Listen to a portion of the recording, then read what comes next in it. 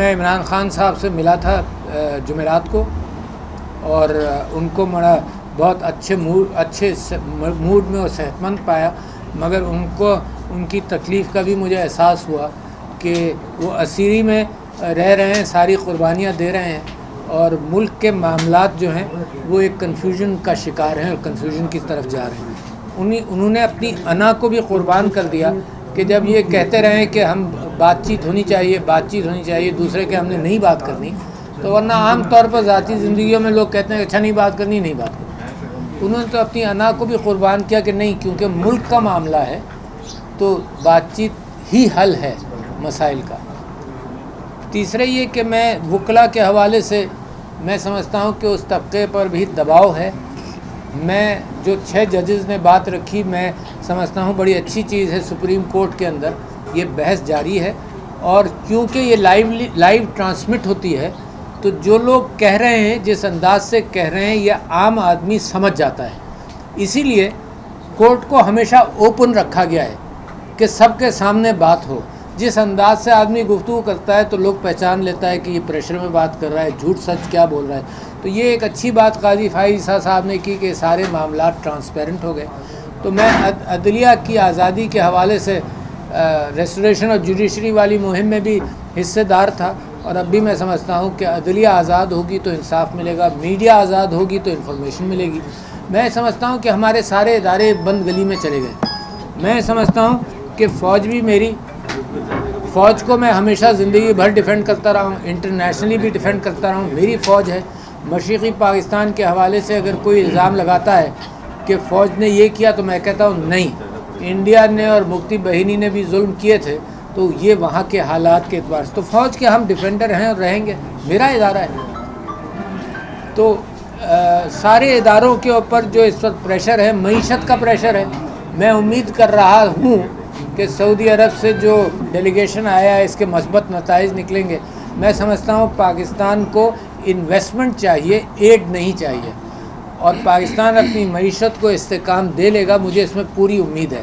مگر اس کے ساتھ میں یہ ضروری سمجھتا ہوں کہ معیشت کو استحکام دینے کے لیے عمران خان جو اتنا بڑا مینڈیٹ لے کر اسیری میں ہے، اس پارٹی کا مینڈیٹ بھی ریسٹور ہو، اس کی بات بھی سنی جائے، کیونکہ عوام مشکلات برداشت کر رہی ہے، عوام بھروسہ نہیں کرتی، جعلی مینڈیٹ کو تو بالکل ہی بھروسہ نہیں کرتی، اور جھوٹ کے عمارتوں کے بیچ میں معیشت کی سچائی نکھر کر آنے کا امکان نہیں ہے۔ تو لہٰذا قوم بڑی مشکل دوراہے پر ہے، اور میں امید کرتا ہوں کہ میری کوششیں مسلسل اس بات پر رہیں گی کہ اس کو بات چیت کے ذریعے حل کیا جائے۔ انصاری صاحب کہ آپ کی صدر بننے کے جو مدت تھی ختم ہونے کے بعد جس طرح آپ سیاسی سرگرمیاں کریں، ماشاءاللہ لگتا ہے کہ پہلے آپ پیرین کے دور سے لے کے سیاسی طور پر قید تھے، شاید آپ کو اتنی موومنٹ کی اجازت نہیں تھی جتنی آپ نے ایوان صدر سے نکلنے کے بعد کی ہے۔ دوسری بات جو سوال میرا وہ یہ ہے کہ آرمی چیف اور DGI نے واضح طور پر کہہ دیا ہے کہ وہ کسی سے بات چیت نہیں کرنا چاہتے، نہ ان کا مینڈیٹ ہے۔ آپ ان سے بات کرنا چاہتے ہیں، سیاسی قوتوں سے نہیں کرنا چاہتے، وہ آپ سے نہیں کرنا چاہتے، تو پھر معاملات کیسے حل ہوں گے؟ میں نے ابھی یہاں مثال دی کہ جہاں ہم نیچے بیٹھے تھے نا، اور کوئی باہر سے چٹخنی لگا دی، ایک تو میں اصولی کہوں گا کہ یار میں ان کا مہمان تھا، انہوں نے چٹخنی لگا دی۔ ایک میں کوشش کروں گا جس سے بھی بات کرنی پڑے، اگر گھر کا ملازم بھی آ جائے گا تو اگر چٹخنی کھولنے کے قابل ہے تو میں اس کو کھٹکھٹا کر کہوں گا کہ بیٹا غلطی سے لگ گئی ہوگی، چٹخنی کھول۔ تو لہٰذا یہ بات کہ کس سے بات کرنی ہے کس سے نہیں کرنی، جو آپ کو معلوم ہے، مجھے کہنے کی ضرورت نہیں کہ یہ جو حکومت، یہ جو پارلیمنٹ بنا ہے، یہ فارم 47 والا پارلیمنٹ ہے، اس کا اختیارات کم ہے، اختیارات نہ ہونے کی برابر ہیں۔ تو لہٰذا بات چیت اگر کوئی کہہ رہا ہے کہ اس نے نہیں کرنی، اسی سے سوال کیجئے۔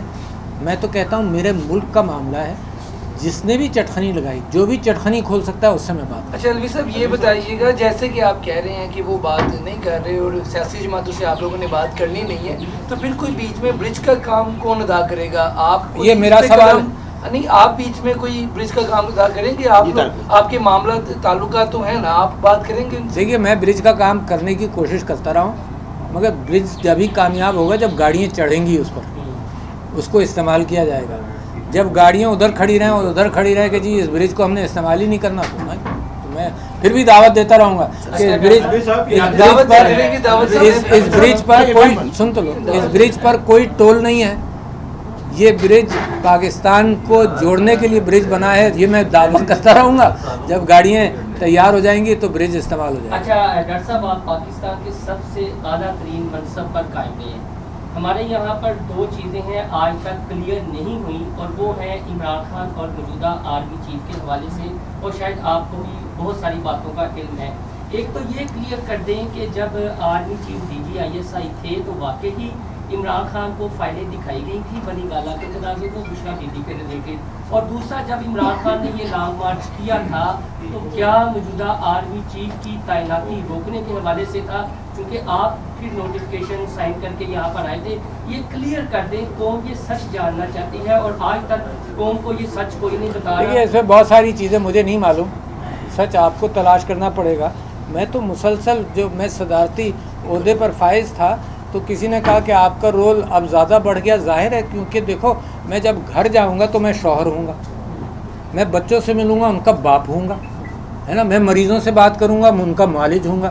آپ یہ کہیں کہ وہ شوہر والی کیفیت آپ مریضوں کے ساتھ کریں، تو وہ رول جو تھا وہ قانونی رول تھا، اس رول کے اندر اس بات کا امکان نہیں تھا کہ میں سیاسی بیانات دوں، میں نے احتیاط کی اس کے اندر، اور میں نے وہ اس رول کے اعتبار سے، آئین کے اعتبار سے میں نے حق ادا کرنے کی کوشش کی ہے۔ اب جو میں رول اپنے لیے سمجھتا ہوں، یہ میں خود ہی تلاش کر رہا ہوں نا رول، میں اپنے لیے یہ سمجھتا ہوں کہ میرا جیسے آپ سب کا فرض بنتا ہے کہ راستہ تلاش کریں، اور وہ میں راستہ تلاش کر رہا ہوں۔ میں میڈیا والوں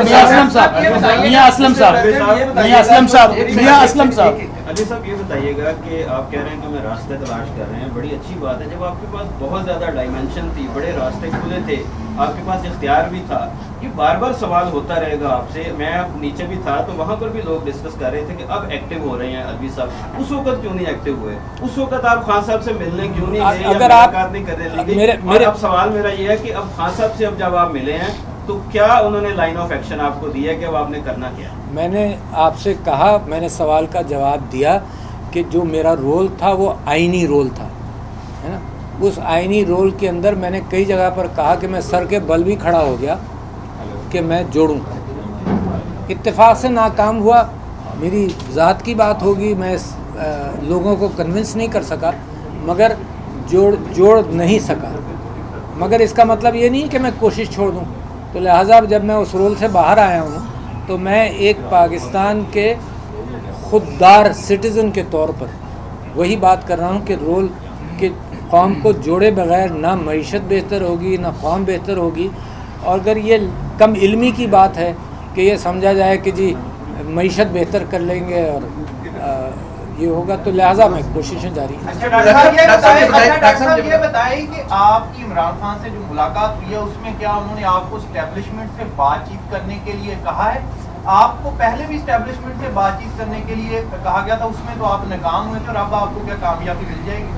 مجھے معلوم نہیں، دنیا میں زندگی میں آپ لوگوں نے بہت ساری کوششیں کی ہوں گی، اس میں ناکام بھی ہوں گے، آپ میں بہت سارے اینکر بننا چاہتے ہوں گے شاید، مثال کے طور پر، اس کا مطلب آپ کوششیں چھوڑ دیں۔ میں آپ سب سے کہتا ہوں کہ زندگی کے اندر ہم سب کوششیں کرتے رہیں گے، میری ناکامی یہ ہے کہ میں ناکامی کو ایکسیپٹ کر لوں اور کوشش نہیں کروں، تو میں کوشش جاری رکھے ہوئے ہوں۔ اس پر امکانات کے اعتبار سے آپ فگر لگا سکتے ہیں کہ میں کامیاب ہوں گا یا نہیں ہوں گا۔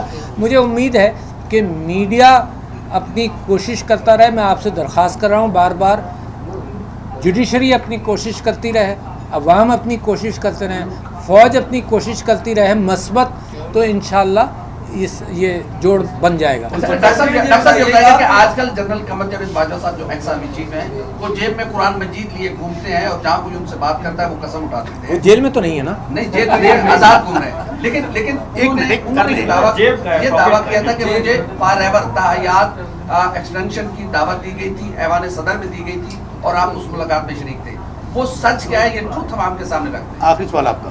میرا خیال میرے سامنے کوئی ایسی بات نہیں۔ यानी ये खबर में सच्चाई नहीं है जो उल्फत भाई बात कर रहे हैं। मेरे सामने बात नहीं हुई, सुनिए ना, मैं तो ये कह रहा हूँ मेरे सामने बात नहीं हुई, बाजवा साहब से तफसील से पूछेगा। नहीं, लेकिन वो कह रहे हैं आप बैठे हुए थे, 3 शख्स उन्होंने थे। मुझे गवाह बनाया है क्या? हाँ, इमरान खान, आप और जनरल बाजवा 3 शख्स थे। ये मेरे सामने बात नहीं हुई।